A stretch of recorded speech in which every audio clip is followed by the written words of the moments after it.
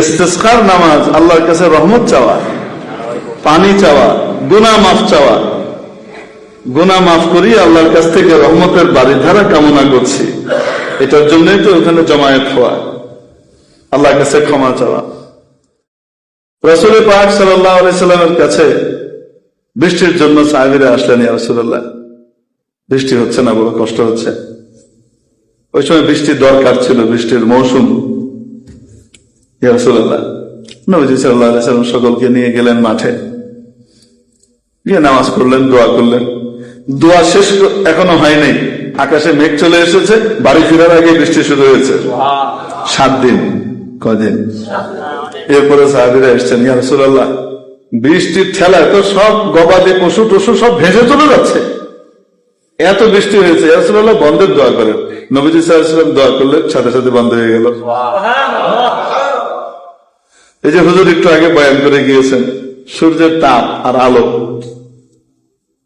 এই সূর্য যে আয়নায় প্রতিফলিত হয় সেই আয়নার দিকেও তাকানো যায় না, যেমন সূর্যের দিকে তাকানো যায় না। অর্থাৎ ওইটার ক্রিয়া ছাপ আয়নার মধ্যেও এসে পড়ে।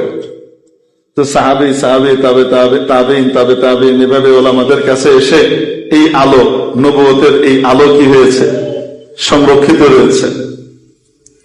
আগে আমরা কি করতাম, ইস্তিসকার নামাজের জন্য কাকে আনতাম?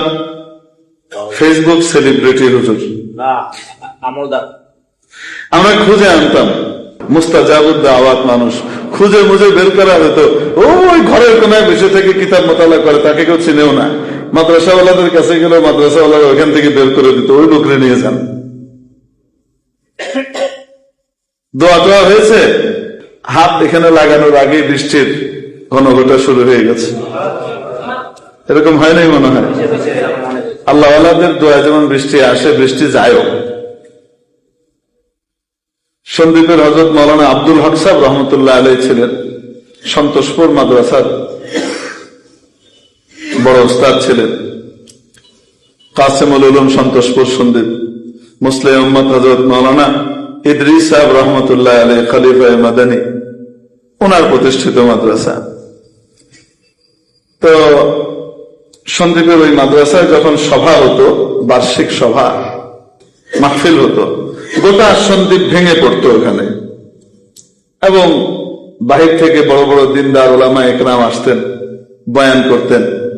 এলাকাবাসী বড় দিনী চাহাত এবং তাদের চাহিদা পুরা করে পেট ভরে তারপরে যেত। মানে খাওয়া দিয়ে পেট ভরে না, হৃদয়ের যে চাহিদা আছে ওটা পুরা করে যেত। ওই মাহফিল গুলা করার জন্য গ্রামে যে মাহফিল গুলা হয় আপনারা জানেন, বাচ্চারা প্রায় 1 মাস 1.5 মাস থেকে এটার প্রস্তুতি চলে, প্রায় সপ্তাহখানিক ধরে প্যান্ডেল ট্যান্ডেল বানানো, এগুলা চলে। গ্রামের রাস্তাঘাট তো এখন না পাকা হয়েছে, তখন তো আর পাকা ছিল না। আজ থেকে আমি 3 যুগ আগের কথা বলছি আপনাদেরকে, প্রায় 40-42 বছর আগেকার কথা, যখন আমাদের উস্তাদরা ওখানে পড়তেন, তখনকার কথা। এখন যেদিন মাহফিল হবে সেই দিন যদি বৃষ্টি হয়, সমস্ত রাস্তা কর্দমাক্ত হয়ে যাবে, মানুষ আসতে পারবে? মানুষ বড় পেরেশানিতে পড়বে। এখন আকাশে দেখা যাচ্ছে কি হচ্ছে, মেঘ চলে এসছে এবং দূরে বৃষ্টি হচ্ছে, সেটাও দেখা যায়, এখানেও বৃষ্টি হবে। তো ছাত্ররা গিয়ে মাওলানা আব্দুল হক সাহেব রহমতুল্লাহ আলাইহিকে বলেছেন, মুসাফিরের হুজুর নামে পরিচিত ছিলেন, যে হুজুর বৃষ্টি আসতেছে, কি করা যায়? বৃষ্টি আসলে তো মাহফিলটাই নষ্ট হয়ে যাবে। গোটা এলাকার সন্দ্বীপবাসীর হেদায়েতের বিরাট একটা মাধ্যম। তো মাওলানা আব্দুল হক রহমতুল্লাহ আলাইহি খুব ঠান্ডা মানুষ ছিলেন, মুস্তাজাবুদ দাওয়াত বলা হতো, যে দোয়া করতেন সেটাই কবুল হয়, এরকম মানুষ ছিলেন। তো বের হয়ে এসছেন, বের হয়ে এসে আসমানের দিকে তাকিয়ে, গোটা আকাশ মেঘে ঢেকে আছে, সূর্য দেখা যাচ্ছে না, এদিক ওদিক দূরে দেখা যায় বৃষ্টি হচ্ছে। মানে হাত তুলে দোয়া শুরু করেছেন, ইয়া আল্লাহ, মানে আল্লাহর সাথে সম্পর্কটা কেমন হলে কথা এভাবে বলা যায়, ইয়া আল্লাহ আপনি ফাইসেন নাকি, আপনি ফাইসেন নাকি, আমরা এত কষ্ট করি, মিন্নত করি, এখানে মাহফিলের সবার ইন্তজাম করছি, হাজার হাজার মানুষ হইব, দিন খাইব, আপনার কথা মানবো, নবীর কথা মানবো। আর এখানে আপনি এখন বৃষ্টি দিবেন, মানুষ আসবে কিভাবে, মাহফিল হবে কিভাবে, এটা কোনো কথা? আপনি এখন বৃষ্টি দিতেছেন, এখন বৃষ্টি বন্ধ করবেন, বৃষ্টি আসবে না। এই হাত তুলে আল্লাহর সাথে কথা কইতেছে, এখনো মুখের ভিতরে হাত মেলানো হয় নাই, মেঘ সরে গেছে, দূরে যেখানে বৃষ্টি হচ্ছিল সব সরে গেছে, একদম ঝলমলে রোদ চলে আসছে। কখন হয়? তোমরা খুঁজে পেতে বের করে আনতাম যে আল্লাহওয়ালা নেককার একজন, আল্লাহওয়ালাদের ভিতরেও আল্লাহওয়ালা আছে, মানে আল্লাহওয়ালা তো সবাই, এলেম ওয়ালা আলেম মানে তো আল্লাহওয়ালা, কিন্তু তাদের ভিতরেও তো আরো আছে। ওই রকম লোক আমরা বেছে বেছে এনে তারপরে কি করতাম, ও কেউ জানতো না যে ইস্তেসকার নামাজ হইতেছে, যে এলাকায় হইতেছে তারাই জানে, অন্য জায়গার লোক জানেও না। বৃষ্টি কিন্তু সবাই পেয়ে যেত। আমাদের আলহামদুলিল্লাহ মাশাআল্লাহ, মানে কি যে বলবো, কাবা শরীফেও এই জিনিস হয়। কাবা শরীফে দাঁড়িয়ে বলবো আপনাদেরকে, একবার ফজরের নামাজের আগে তাহাজ্জুদের সময় মসজিদে হারামের ছাদে আমি উঠেছি হজের মৌসুমে।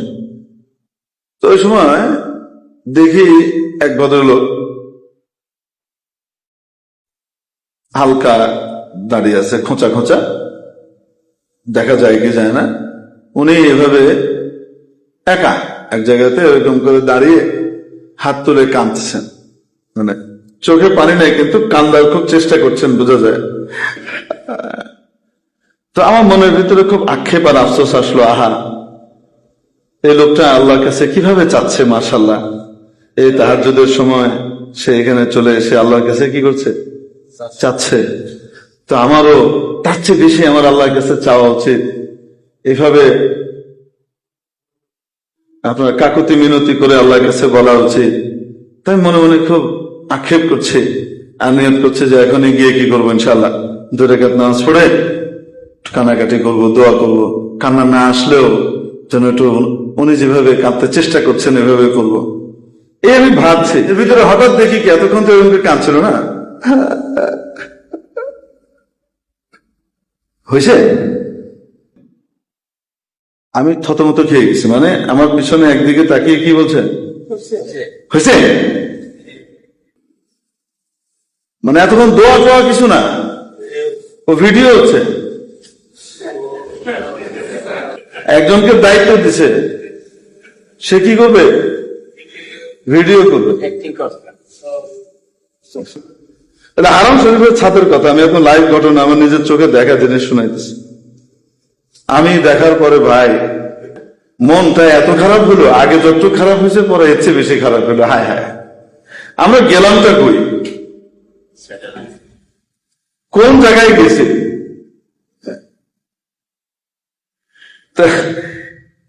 আল্লাহ মাফ করে, আল্লাহ মাফ করে, আল্লাহ মাফ করে। জি,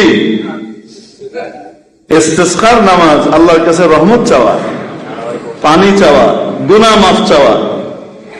গুনাহ মাফ করি আল্লাহর কাছ থেকে রহমতের বাড়িধারা কামনা করছি, এটার জন্যই তো ওখানে জমায়েত হওয়া, আল্লাহর কাছে ক্ষমা চাওয়া।